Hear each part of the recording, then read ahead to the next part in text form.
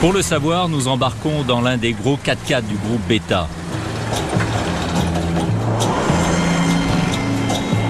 Le long des grilles de la frontière, c'est le premier choc. Des croix clouées sur plusieurs centaines de mètres rappellent que chaque année, 300 clandestins trouvent la mort en tentant de passer de l'autre côté. Est-ce que vous avez vu déjà des morts sur votre secteur? Oh bah oui, quelques-uns. Hein. On les retrouve dans la montagne. L'hiver, ils meurent de froid. Et l'été, c'est le soleil qui les tue.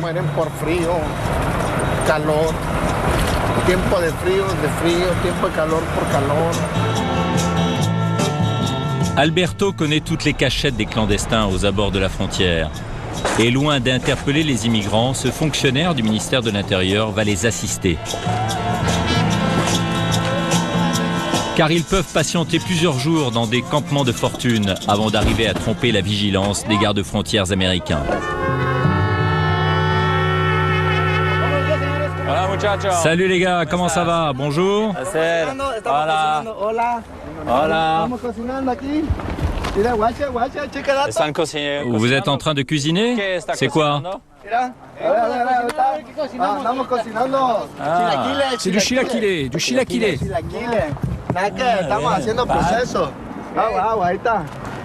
Il ne leur reste plus que 500 mètres à parcourir avant d'affronter le mur. Et vous aviez du travail chez vous dans le Silanoa? Bah non, c'est pour ça que je veux traverser la frontière. On va se battre là-bas pour avoir du boulot. Mais vous pouvez pas passer. Ici, on ne peut pas travailler, il n'y a rien, il y a très peu de travail, pour très peu d'argent. Tandis que là-bas, du travail, ça ne manque pas. Hein. Et dans le Silanoa, vous travaillez? Oui. Vous étiez pêcheur? J'étais pêcheur, je pêchais des crevettes, ou des sardines, ou des calamars. Et vous avez une famille? Ouais, tiens, regarde. Ah, c'est pas vrai, on m'a tout piqué. Qu'est-ce que vous cherchez? Mes papiers. Votre permis de pêcheur? Oui, mon permis de travail pour pêcher. Voilà, ça c'est ma dernière paye. La dernière paye. Et ça?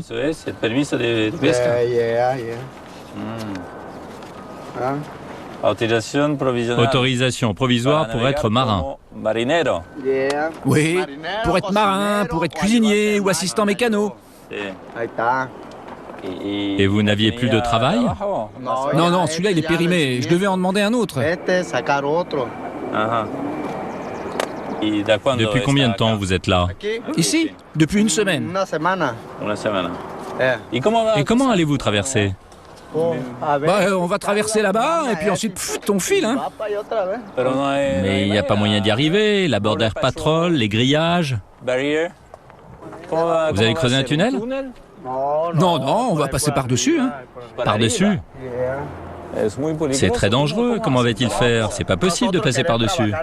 Écoute, nous on veut travailler là-bas, hein. C'est pour ça qu'on se bat. Hein. Vous avez déjà essayé? Oui, il y a 5 mois. Hein. Et vous n'avez pas réussi? Si, mais je suis revenu pour voir si je pouvais avoir des papiers en règle, pour passer légalement cette fois. Donc vous êtes déjà allé aux États-Unis? Oui. Et vous aviez un travail? Oui. Qu'est-ce que vous faisiez? Je pêchais des calamars. À San Pedro. San Pedro, oui. C'est près de San Diego? Oui, c'est ça. Sans papier? Bah oui, sans papier. Et vous gagnez combien? Ça je sais pas, hein, parce que je sais pas compter les dollars en fait.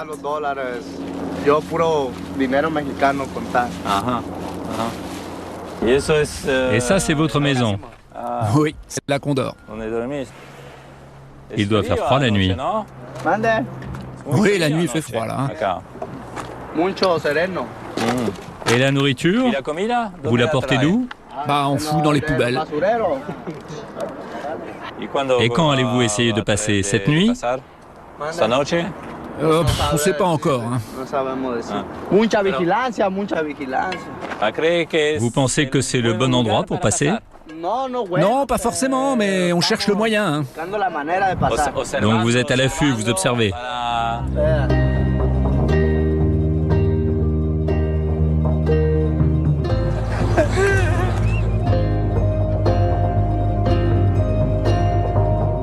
Vous avez déjà réussi à franchir le mur? Oui, 2 fois. Combien de fois? 2 fois. J'y suis allé et puis je suis revenu. Parce que vous avez votre famille ici au Mexique? Non, c'est surtout parce que j'ai pas trouvé de boulot là-bas. Mais comment vous êtes arrivé à passer? Et il y a un passage là-bas par le ravin. Ouais. Et puis la patrouille là-haut sur la frontière, elle n'est pas là toute la journée. De temps en temps, elle bouge. Ils vont ailleurs et dès qu'ils sont plus là, on peut passer. Mais combien êtes-vous dans les parages? Bon, il y a trop de monde ici. Il y en a là-bas. Beaucoup de monde par là? Par là en bas? Oui, là-bas aussi, et puis là-bas. Des centaines? Je sais pas vraiment, non. Alberto, c'est très difficile de vivre ici. Oui, on les aide. Mais on les aide pour qu'ils rentrent à la maison. Comme eux, pour qu'ils rentrent dans leur province. Vous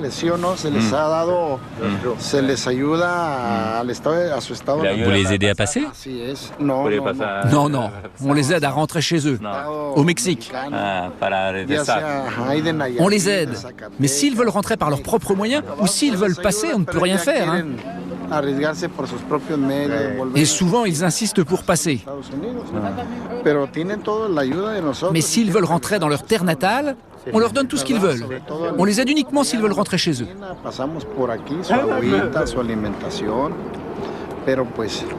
Et cette nourriture, ça vient de chez vous? Non, non. Et si vous avez besoin d'un soutien médical, ils vous aident? Oui, le groupe Beta, il nous aide beaucoup. Beaucoup, vraiment. Si on a besoin de médecins, ou si tu veux rentrer dans ta province, ils t'aident aussi. Et même aussi, si tu veux travailler, ils peuvent te donner une formation. Moi, je les respecte, on n'a jamais eu de problème avec eux.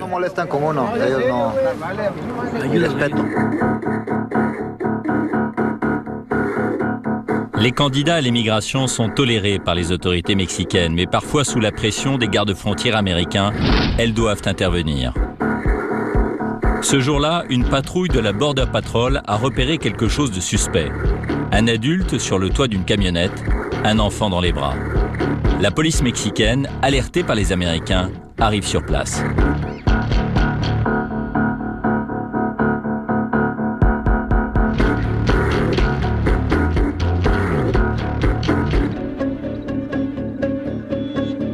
Voilà. Bonjour, je suis journaliste français, je fais un reportage à Tijuana. Vous surveillez la frontière? Non, nous on contrôle juste la famille là. Ils voulaient passer? Non, ils voulaient regarder de l'autre côté. Et eux? Eux, ils sont arrêtés, ils ont été dénoncés.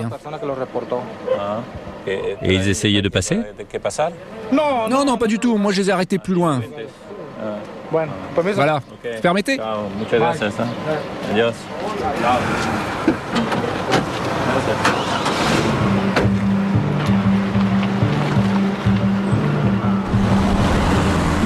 Voilà, on va quitter le Mexique pour aller côté américain pour voir comment les États-Unis, depuis une quinzaine d'années maintenant, ont fait des efforts considérables en moyens matériels, mais aussi en hommes, pour rendre cette frontière infranchissable. Ce n'est pas tout à fait le cas, vous allez voir, nous allons rencontrer les hommes de la Border Patrol. Direction San Diego, un autre périple étonnant.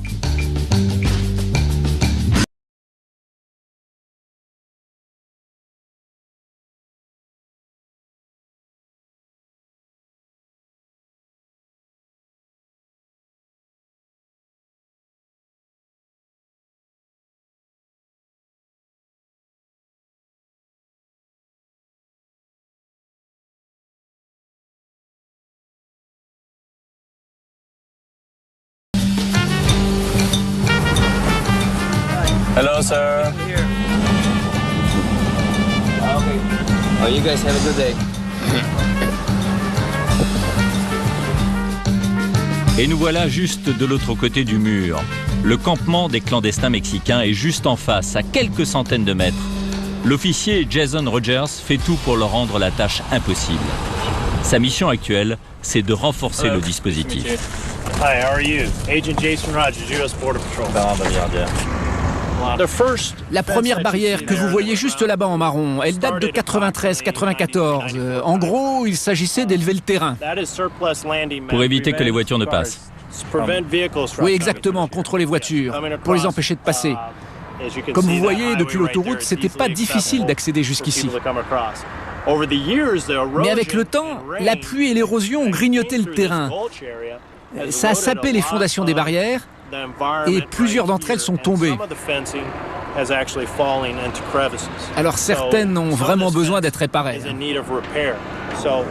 Alors en construisant cette deuxième barrière, on peut détecter toute activité illégale et intervenir rapidement sur toute tentative de franchissement de la frontière.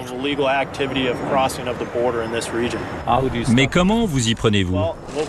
On se sert des barrières et du no man's land.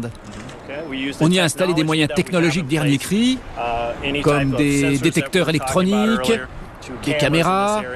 On a aussi installé des gros projecteurs comme on en trouve dans les stades, vous savez, pour avoir beaucoup de lumière. Mais surtout, on a recours aux patrouilles. Vous n'utilisez pas d'armes? Non, on n'utilise pas nos armes pour arrêter les suspects. Votre arme, elle ne sert qu'en cas de légitime défense, pour vous, ou pour celle d'un collègue, ou pour défendre quiconque est menacé. Et il y a des échanges de tirs parfois? Oui, ça arrive. Hein. Des trafiquants? Bien sûr, des trafiquants. Et vous avez aussi arrêté des passeurs? Oui, c'est arrivé. Hein. Depuis 10 ans que je suis là, j'ai arrêté pas mal de passeurs. Hein.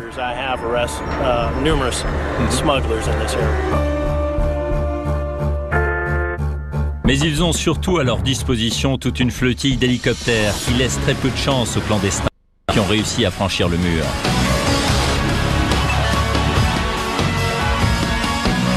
Ils sont récupérés dans le désert, l'autre frontière naturelle entre les États-Unis et le Mexique. Un désert meurtrier pour de nombreux clandestins.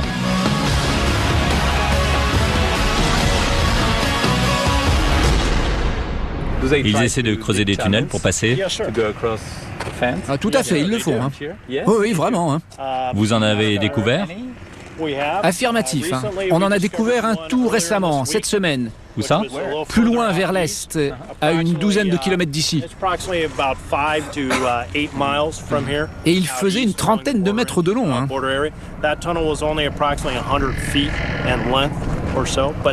Mais le plus gros qu'on a découvert, c'était il y a quelques années, toujours à l'est, à 18 km. Et il était vraiment très sophistiqué. Il était suffisamment large pour faire passer 6 à 7 personnes de front. Il était ventilé, il avait l'électricité.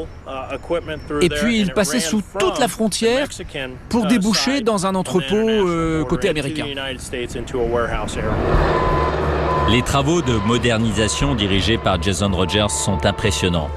Juste de l'autre côté, nos clandestins voient leur chance de pouvoir traverser se réduire de jour en jour.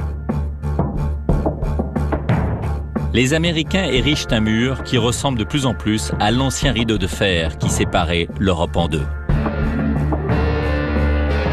Retour côté mexicain, toute la région de Tijuana est en état de siège. Les principales routes qui mènent à la ville sont désormais contrôlées par l'armée mexicaine. Voilà. C'est Frances. À la derecha. Il faut éviter que la drogue en provenance de Colombie n'arrive jusqu'à la frontière. C'est un contrôle? Oui. Pourquoi? C'est pour intercepter les armes, la drogue et les voitures volées. Ah, je vois. Il y en a beaucoup?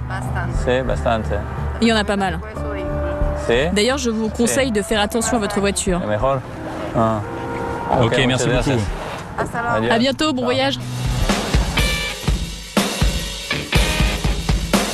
Un peu plus loin, l'autoroute, elle aussi, est sous haute surveillance. Elle est tenue par les ninjas de la police fédérale, le FBI mexicain, qui vient suppléer les policiers locaux, souvent corrompus. Leur stratégie, intimidation et opération coup de poing. Tous les véhicules sont fouillés, les autobus compris. Vous vous déplacez pour le travail, pour le tourisme? Pour une visite. Et c'est quoi votre nom? Maria de Gracia. Auparavant, le gouvernement mexicain fermait les yeux sur les trafics et tout le monde s'en accommodait, à commencer par les barons de la drogue. Mais depuis quelques années, la police fédérale a pour mission de leur livrer une authentique guerre sans merci. Bon voyage, mesdames et messieurs. Et les ninjas font désormais partie du paysage de Tijuana, avec leurs gros pick-up et leurs armes lourdes. Ce pays est au bord de l'explosion. Cette guerre qui ne dit pas son nom a fait plus de 6000 morts l'an dernier. Il faut dire qu'il suffit de se baisser pour trouver de la drogue, comme le prochain contrôle inopiné par la police fédérale va nous le démontrer. Fouille du coffre pour ces Californiens de passage. Pendant ce temps, un autre ninja jette un œil dans la boîte à gants, où les Mexicains placent souvent une arme de poing. Mais la surprise, il découvre un paquet suspect.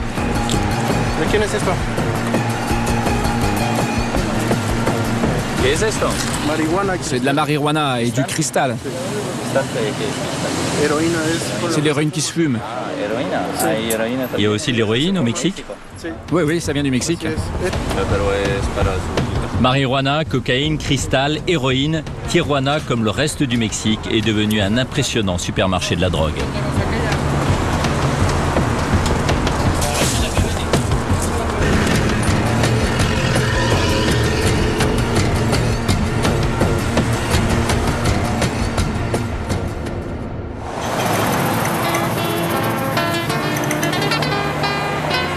Voilà, nous sommes à la frontière, côté américain, derrière moi la ville mexicaine de Tijuana, et il y a peu d'endroits au monde finalement qui en si peu d'espace concentrent un tel écart de richesse. C'est dire d'ailleurs si ce sera compliqué de régler à terme, dans les années qui viennent, le dossier immigration clandestine. Mais il y a un autre dossier qui préoccupe l'administration Obama, et bien c'est le narcoterrorisme, car les gangs mexicains étendent leurs tentacules dans les grandes villes américaines, tout simplement pour contrôler le premier marché de la drogue au monde. Voilà pourquoi le dossier mexicain est un dossier chaud, très chaud, presque aussi chaud que le dossier Afghanistan et Irak pour l'administration Obama. Voilà, c'est la fin de cette émission. Rendez-vous la semaine prochaine pour un nouveau document d'enquête exclusive.